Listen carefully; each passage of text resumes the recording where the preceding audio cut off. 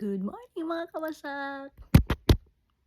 So, mag-update sa akong karon na ako gigamit nga moisturizer, cream, ug unsa pa na mga makeup kay sensitive kayo akong nong din niya.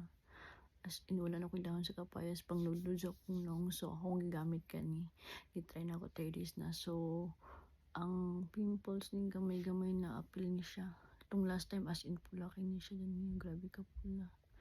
Dudugayin kayo nawala almost 1 month na wala pa yapon. So 3 days ko nagamit ni kupos na siya. Kani akong gigamit Bello lang. Who touches your skin? Me? Only Bello touches my skin. Unta sa mga allergy din ha.